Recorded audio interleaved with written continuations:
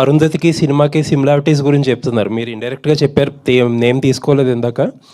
But కొన్ని similarities అయితే కనిపించింది. ఎలా అంటే హీరోయిన్ ఓరియంటెడ్ సినిమా అవ్వడం, లేకపోతే విలన్ ఒక సెక్షువల్ పర్వర్ట్ అవ్వడం, ఆయన సమాధి చేయడం, లేకపోతే మురళీ శర్మ గారి క్యారెక్టర్ అక్కడ షియాజీ షిండే గారి క్యారెక్టర్కి చాలా దగ్గరగా ఉండటం, చివరిలో ఎండింగ్ మొత్తం చాలా వరకు కూడా సిమిలారిటీస్ కనిపించినాయి. స్క్రిప్టింగ్ స్టేజ్లో మీకు మీ టీంతో మీరు కూర్చుని బ్రెయిన్ స్ట్రామ్ చేసినప్పుడు ఈ థాట్ వచ్చిందా? అసలు ఏమన్నా మాట్లాడుకున్నారా?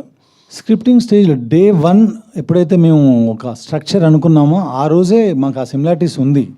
కానీ కథ వేరు కదా. నేను చెప్పదలుచుకుంది యుద్ధం కాకుండా నమశివాయ అనే ఒక పంచాక్షరి మంత్రంతో ఒక దుష్టశక్తిని ఓ శివశక్తి ఎలా గెలిచిందనేది ఒక లైన్లో అనుకున్నానండి. ఫస్ట్ నేను ఎప్పుడైతే మన లైన్ స్ట్రైట్గా ఉందో, క్లియర్గా ఉందో, నాకు అవి కనిపించలా.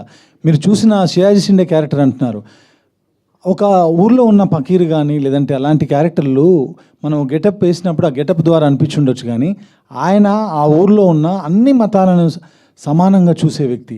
కపాల మోక్షం చదివాడు, భగవద్గీత చదివాడు, ఖురాన్ చదివాడు, అన్నిటినీ అవగాహన చేసుకున్న వ్యక్తి. కాబట్టి ఊర్లో ఎవరికైనా దయ్యం పట్టినా, భూతం పట్టినా, ఇంకోటైనా బిజ్గిరి షరీఫ్ అని ఒక ప్లేస్ ఉందండి, అక్కడ ఒక వ్యక్తి ఉంటారు.